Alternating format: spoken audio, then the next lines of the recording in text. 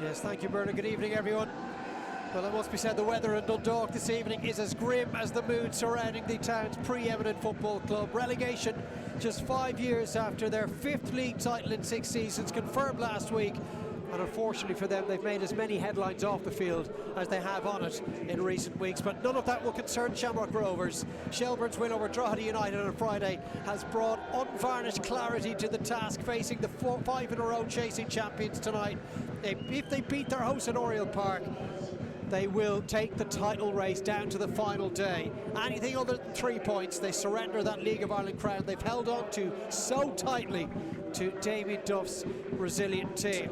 Bernard O'Neill in this Rovers midfield, and is Byrne looking for a little ball over the top.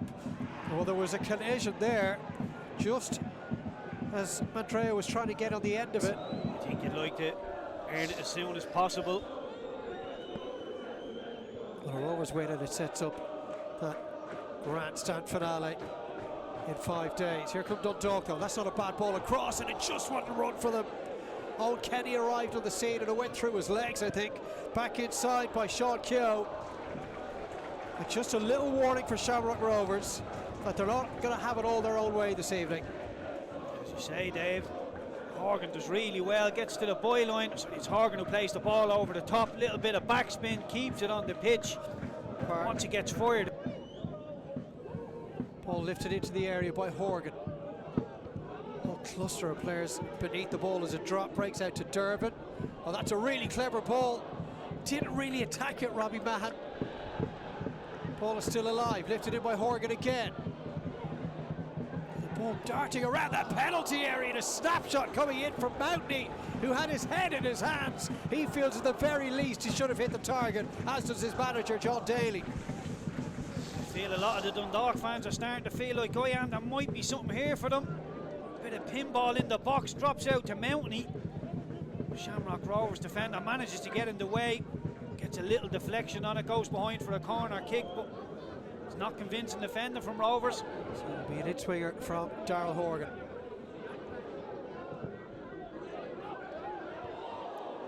Ball breaks back out. Oh, that's off the bar! How close to crossing the line was that? Somehow Shamrock Rovers have survived. I think it was Hickey that finally pulled the trigger on it. Mahan was there as well. Dundalk will feel, after those 2 opportunities that have come and gone, that they should be in front. So well struck from Jan Hakiki. It's a brilliant strike from Hakiki, brilliant technical ability. Crashes off the crossbar. I don't think there's anybody saying it went over the line. No, it didn't. Good call from the linesman and the referee.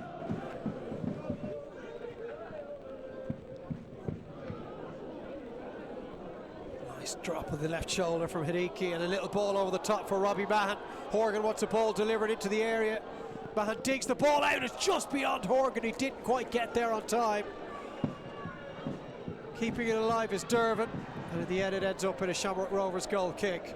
But that was a flowing move down that left-hand side by Dundalk.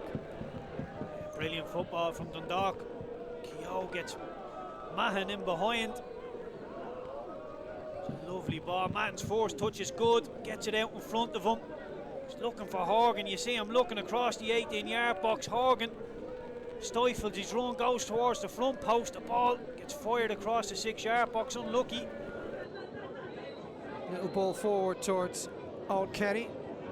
Oh, there's some space here and a chance for Mahan, perhaps for Dundalk. Right at the end of this first half, big save! Huge right hand from Leon Poles. And that literally is the last play of the opening 45 minutes.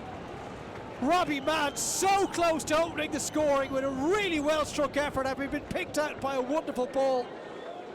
He knew the tackle was coming from Cleary, and a strong right arm from Leon Poles keeps Dundalk out. They've been the better team, they've had the better chances, but there have been no goals. Full half-time rather here at Oriel Park. It is Dundalk 0, Shamrock Rovers 0. They will have to start taking some chances as this second half unfolds, Shamrock Rovers. No foul on Durbin there, and a chance maybe. Immediately the ball is cut back. Oh, what a miss! What an opportunity for Johnny Kenny, put on a plate for him by Graham Burke, and he somehow contrived to put it the other side of the post. That's a really poor miss. Head in hands from Kenny. It's the goal that he's mercy. Graham Burke does wonderfully well. As soon as he gets in behind, you're half expecting him to take the shot on. He doesn't. Pulls it back for Kenny. Can't get the portraits required. Big chance gone begging. So it'll be Byrne again.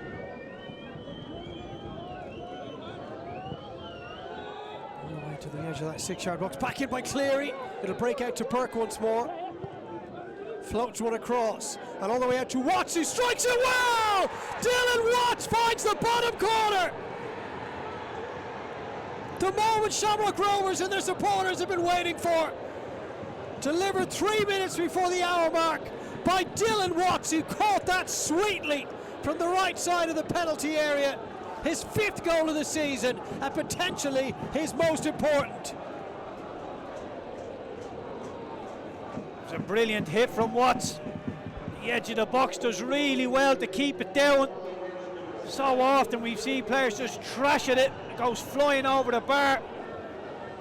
His technique is perfect. I think there's a slight deflection as well. Maybe takes a past Monroe. Shamrock Rovers have been a lot better in this second half.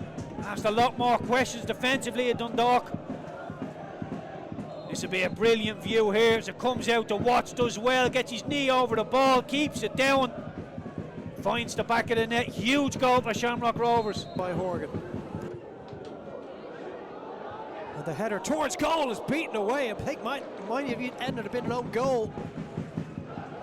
Leon Poles diving sharply to his left. Shells have shown real steel, real metal in the manner in which they bounced back from that terrible run by winning each of their last 2 games. They may be forced to win one final game. There's another good ball across, and just getting underneath the header was Aaron Green. Maybe jumped a bit too early. I think he should score, Dave. A man of his talent, free header. I think he just missed times to leap, but it's a brilliant controlled cross in from Darragh Burns on the half volley. Just controls it in there. Aaron Green makes a real mess of the header. Expect more from him. Watts. His goal separates the teams for now. Farrugia digs it out. Back to Watts. What a stop. Fantastic reaction save from Ross Monroe. Dylan Watts can't believe he hasn't got a second. It's wonderful play. Dylan Watts knows exactly what he's doing. Just lends the ball on the outside to Farrugia. Meanders his way into the 18-yard box, knowing full well Farrugia will pull it back for him. When the cutback arrives, he's there. He just lends it now to Farrugia. Farrugia gets his head up, pulls it back. It's a good save. He could have a hat-trick already in this game, Dylan Watts. All those chances coming in the second half. So Leon Poles with potentially the final kick of the game.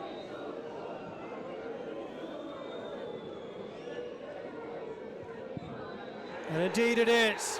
And the Rovers fans at Oriel Park stand to acclaim their team, who have managed to dig it out in Dundalk on a really awkward evening, one that could have become very difficult indeed against a stiff challenge presented by Dundalk.